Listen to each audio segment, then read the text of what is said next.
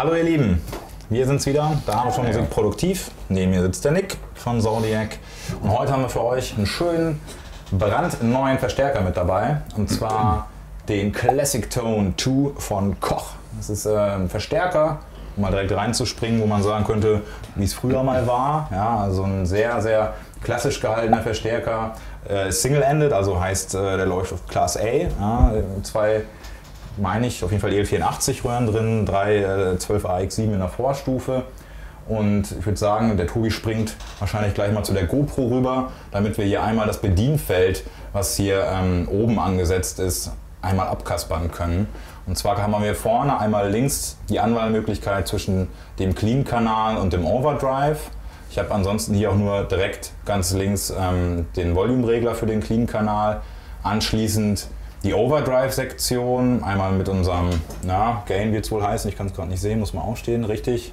Also Poti, um den Grad der Verzerrung, der Übersteuerung zu regulieren. Dann auch nochmal ein Volume für den Channel und links hier noch die Möglichkeit, einen Boost zuzuschalten. Also so ein 2,5er, dritter Kanal, wie auch immer man das nennen möchte. Ansonsten haben wir hier eine ganz einfache Dreibandklangregelung, die sich beide Kanäle teilen, also klassischerweise mit Bässe, bestehend aus Bässen, Mitten und Höhen. Und wir haben hier noch einen sehr schönen Hall verbaut. Da befindet sich hier unten im Gehäuse der Halltank. Genau, der ist relativ groß, klingt auch gut. Ansonsten hat man hier die Möglichkeit, leistungstechnisch das Ganze noch mal ein bisschen zu reduzieren, also zu wählen zwischen dem Home, also Heimbetrieb, Studio, Stage, die Bühne, als dass man dann, sage ich mal, für die jeweiligen Anwendungen auch die passende Power zur Verfügung hat oder eben halt auch mal weniger, damit man den Verstärker nicht so laut fahren muss. Genau. Ansonsten rückseitig noch ein paar Features. Line Out, ein Effekt Loop logischerweise. Ich drehe mich mal wieder zurück. Genau, das was man eigentlich so von so einem Verstärker dieser Art erwartet. Heute jetzt hier die 20 Watt Variante. Es gibt den auch nochmal doppelt so leistungsstark mit 40 Watt. Ist aber auch schon tierisch laut, wie wir eben festgestellt haben, mit seinen 20 Watt. Also die 40 muss man erstmal ausreizen. Ich denke, das ist sonst ein sehr, sehr gesundes Kraftpaket und auch vielseitig einsetzbar, einfach eben für Bühne, aber auch Studiobetrieb, als Übungsamp, wie auch immer. Wir fahren den jetzt gerade, ich meine auch, genau im Studio-Setting. Also einfach ein bisschen leistungsreduzierter, ne, dass wir ein bisschen mehr Kompression schon bei niedrigeren Lautstärken kriegen und ein bisschen größeren Dynamikbereich. Genau. Und vielleicht noch abschließend, Class A, haben sich jetzt vielleicht einige von euch gefragt, so was bedeutet das jetzt irgendwie, was sabbelt der da?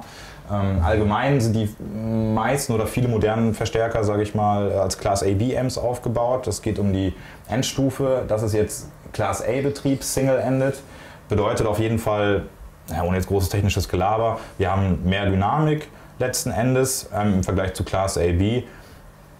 Bisschen höheren Röhrenverschleiß allerdings auch und Lautstärke technisch ist Class AB eigentlich immer ein bisschen weiter vorne. Genau. Also einfach ein sehr traditioneller Amp, wo ich sagen würde, wir hören mal rein, oder?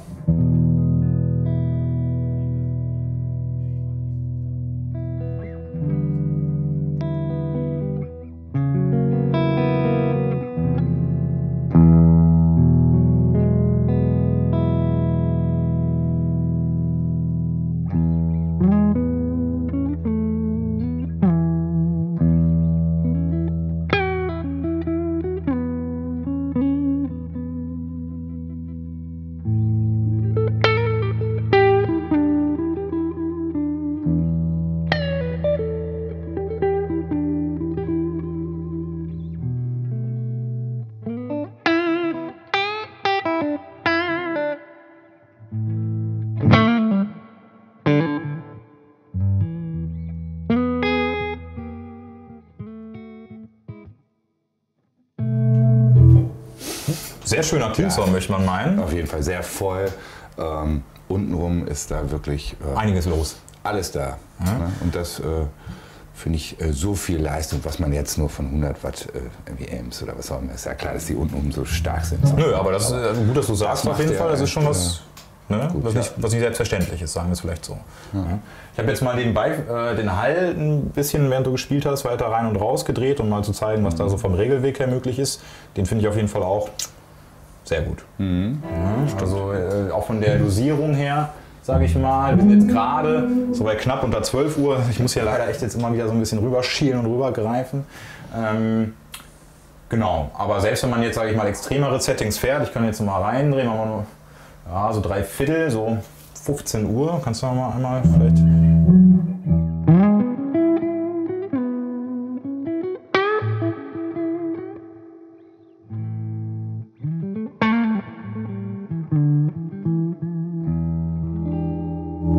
Reicht ja vielleicht auch schon.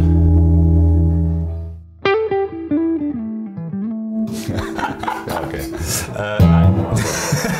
Hey, jetzt reicht's aber. Nein. Auf jeden Fall hört man, dass es ein analoger Reverb ist und kein digitales Pendant oder so. Das finde ich immer sehr gut. So, the real deal, ne? Wie man es kennt. Vielleicht, um das eben schnell zu machen, noch was mit der Tele oder Strat im Clean-Kanal. Dann können wir gleich weitergehen in die Overdrive-Sektion und sehen uns sofort wieder. Ne? Wir melden uns zurück. Nick hat jetzt eine schöne Strat auf dem Schoß. Jo. Wir befinden uns immer noch im Clean-Kanal des Classic Tones. Clean-Kanal jetzt ein bisschen nachgeregelt, dezent, halt auch ein bisschen angehoben. Vor allem jetzt Lautstärke technisch, damit wir da sind, wo wir eben mit der Les Paul waren. Ja? Und was dann direkt auffällt eigentlich, wir haben immer noch sehr schön, aber einen schönen perligen, schönen glockigen, obertonreichen Clean Sound in bester Tradition, wie man meint. Ja, vielleicht spielst du einfach noch mal ein.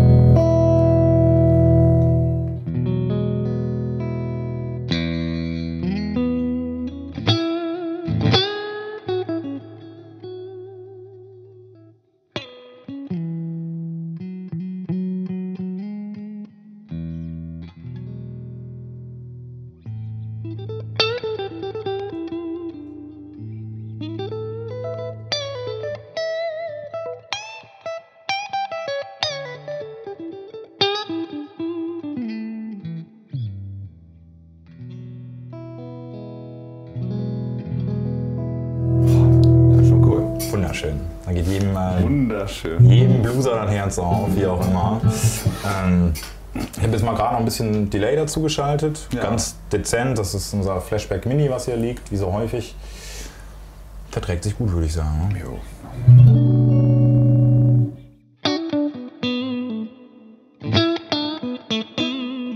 Hast du Lust, vielleicht mal kurz den Tonregler ein bisschen zuzudrehen und mal so ein paar Siebener oder so ein bisschen jazzy, um das auch noch mal kurz. Ich drehe mal oder nehme das Delay wieder raus.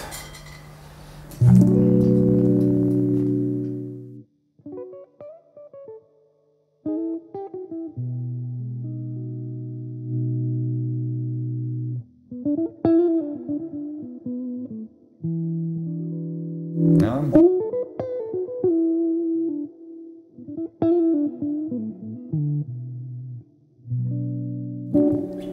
Schlägt sie auch gut, oder? Ja. Ich meine, klar, jetzt Single Coil Klampfe ist jetzt nicht unbedingt das Jazzgerät, aber um das mal kurz gezeigt zu haben, finde ich, macht er auch sehr gut, oder? Auf jeden Fall. Springen wir mal. Oh. So. Sehr schön, kleiner Bossa. Wir springen mal direkt in den nächsten Kanal, würde ich sagen, oder? Genug Clean, Gedengel. Hören wir uns mal ein bisschen den zweiten Kanal an. Direkt den Switch hier oben betätigt. Den Boost lasse ich gerade noch mal raus. Volume in etwa gleich. Ich drehe das Gain ein bisschen zurück und regel das jetzt mal ein bisschen rein. Und du spielst vielleicht ein kleines Riff oder eine Lick oder so.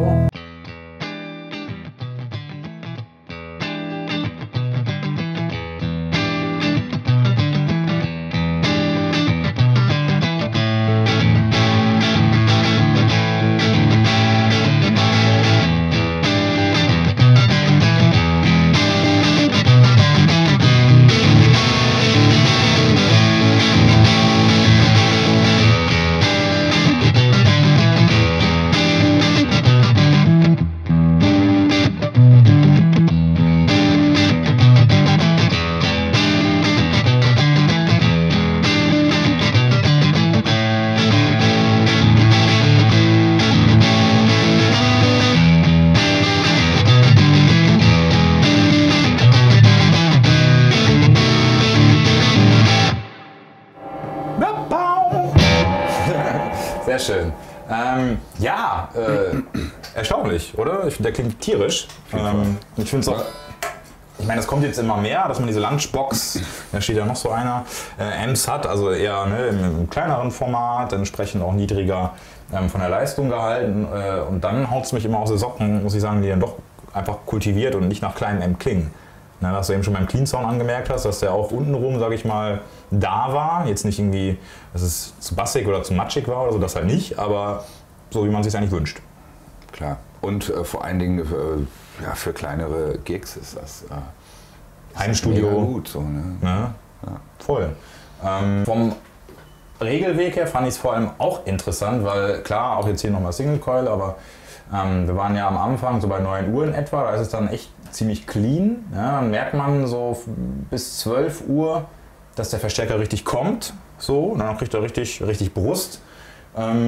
So ab 13, 14 Uhr hatten wir gerade irgendwie schön Haare drauf und danach fängt es dann halt an, irgendwie ein bisschen stärker zu verzerren. Ne? Aber alles so irgendwie Blues, Classic, Rock. Ja, das kann er wohl alles. Das sollte er, denke ich, sehr, sehr gut abdecken. Ja, also gerade am Hals, so, da hat man schon so einen leichten Hendrix-Ton gehabt. Ne? Irgendwie, das war schon schön kehlig. Sehr gut. Okay. Vielleicht mit der Strat nochmal mit Boost und dann gleich nochmal mit Humbucker reinhören. Okay. Soll ich dir noch, warte, ich schalte erstmal den Boost rein. Vielleicht das Delay dazu. Ja. Ja.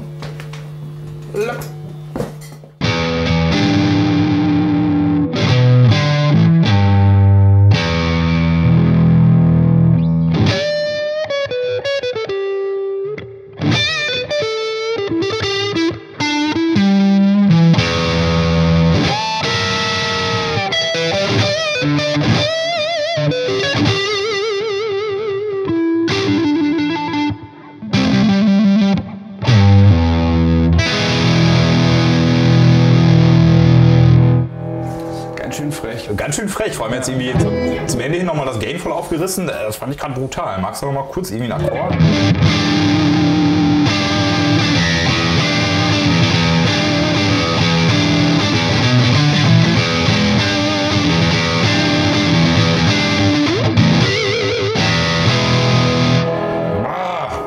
War schon enorm, ne? Finde ich persönlich immer ganz cool, wenn man jetzt nicht darauf angewiesen ist, jetzt, also klar, kann man hier jetzt noch, sei jedem freigestellt, irgendwie mit Overdrive-Pedalen arbeiten oder so, weil, was ich sagen will, bei manchen Amps, so, da fehlt es einem zum Ende hin so manchmal so ein Quäntchen Gain unter Umständen. Ne? Kommt auch einfach auf den Verstärker an, was für eine Gitarre man gerade spielt. Ne? Deshalb, also ich würde das Gain jetzt hier nicht unbedingt bis zum Anschlag aufreißen, vor allem nicht permanent, aber wenn man diesen Kick dann im Studio oder doch mal für ein bestimmtes Solo braucht, dann finde ich es cool, dass der Verstärker das kann. Ja. Ne, hätte ich jetzt ehrlich gesagt auch gar nicht erwartet, dass der mit einer Strat dann doch schon so anfängt zu übersteuern. Das ist doch geil. Ist auf jeden Fall gut, wenn der Amp das auch kann. Ja, man muss ja nicht immer nutzen, aber eben drum. auch mit so Pedalen, so Boost, so Pedalen kann man ja gut zusammen mit dem Amp dann arbeiten. Ne? Kann man, klar, aber ne, das, wie gesagt, das ist ja auch gängig und machen ja auch viele, aber ich finde es halt cool, dass man es nicht unbedingt muss, wenn man jetzt nicht, wenn man keinen Bock drauf hat oder vielleicht auch nicht unbedingt ein Pedal zur Verfügung oder so. Ne? Ja, Les Paul? Ja. Gut, wir sehen uns gleich wieder. Wir melden uns zurück. Nick hat jetzt wieder die Paula auf dem Schoß. Wir sind zurückgesprungen, beziehungsweise haben den Boost wieder rausgenommen. Wir befinden uns immer noch im zweiten Kanal des Kochs. Gain habe ich jetzt gerade so knapp unter 15 Uhr. Ich drehe es auch noch mal ein Mühe zurück, damit wir uns das vielleicht anhören können, oder?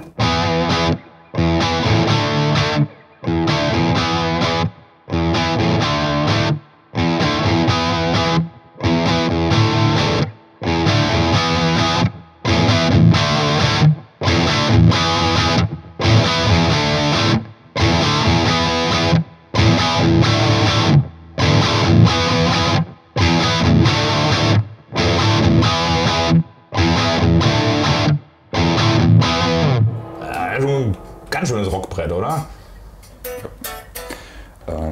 Und er matscht nicht. Er matscht nicht. Noch nicht mal mit einer Les Paul. Noch nicht mal mit einer Les Paul. Schon cool.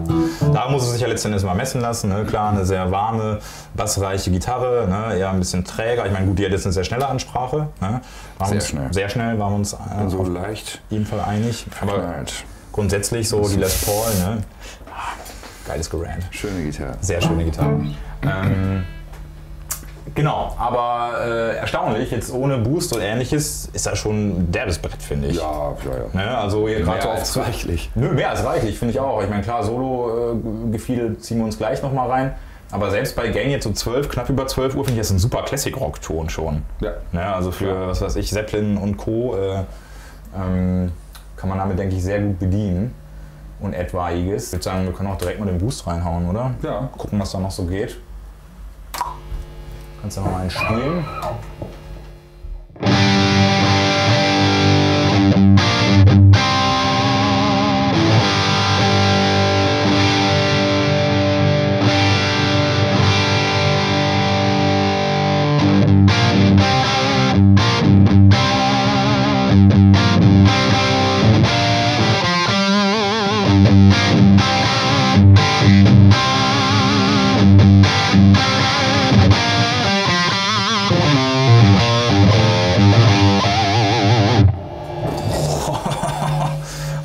Geschmackvoll ist so ein Attribut, was mir da gleich einfällt. So, weil egal in welchem Channel wir jetzt waren, egal mit was für einer Gitarre, das war immer ein geschmackvoller Ton eigentlich. Doch. Ne? Also es ist halt, es ist nicht irgendwie undifferenziert, es matscht nicht oder so, es ist relativ klassisch, es ist ziemlich klassisch gehalten vom Grundton her, das finde ich schon. Ja. Und gerade was du sagtest, dass der ein bisschen mehr Gain zur Verfügung hat, ist echt cool. Kann man natürlich gut für Leads und so. Ist ja auch ein gutes Hardrock-Brett, würde ich sagen. Ja. Und das ist ja okay so. Er kann ja den Crunch ja auch. Ja, eben. Meine ich ja. Mhm. Vielleicht schleifen wir nochmal das Delay ein und du gibst nochmal irgendwie einen zum Besten.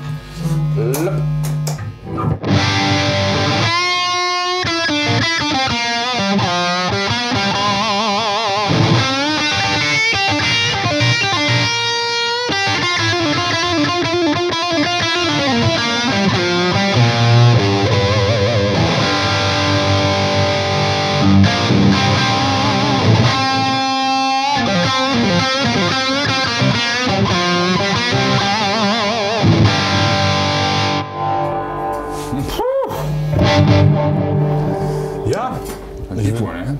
Geht wohl, würde ich auch sagen. Also allgemein, wir haben uns den Koch jetzt gerade auch zusammen das erste Mal quasi richtig angeschaut, ne, angehört vor allem. Ich muss sagen, mich hat er auf jeden Fall überzeugt, hinsichtlich, sage ich mal, der Soundqualität, aber auch, sage ich mal, des Umfangs, also was da jetzt möglich ist, ne, mit unseren quasi 3 Kanälen. Ja, ein ziemliches Kraftpaket. Ja. Dafür, dass man irgendwie mal wieder nur 2 EL84 Röhren in der Endstufe hat. Und man muss sagen, was natürlich nicht so ganz wichtig ist, aber ich finde, er sieht auch ganz schön aus. Allemal, wenn man dann den... vom Design her, wenn man auf sowas steht, so ein bisschen oldschool. Wenn man dann den Power Switch findet. Ja, das stimmt. Das vielleicht als kleine Anekdote. Ich habe gerade ehrlich gesagt ein bisschen suchen müssen. Der Standby-Schalter befindet sich hier bei dem Schaltpanel, wie auch immer man das nennen möchte. Der Power Switch allerdings, der ist hier rückseitig im Verstärker angebracht. Also da muss man dann tatsächlich erstmal ein bisschen auf Entdeckungsreise gehen. Nicht wundern, der fehlt nicht, man muss ihn nur finden. In diesem Sinne würde ich sagen, wir haben euch hoffentlich den neuen Koch Classic Tone 2 ein bisschen näher gebracht, klanglich. Wie immer, es empfiehlt sich natürlich, kommt bei uns im Geschäft vorbei oder schaut im Online-Shop rein. Spielt den Verstärker hier am besten mal selber an. Ja, und ich würde sagen, bis zum nächsten Mal. See you later. Macht's gut. Tschüss.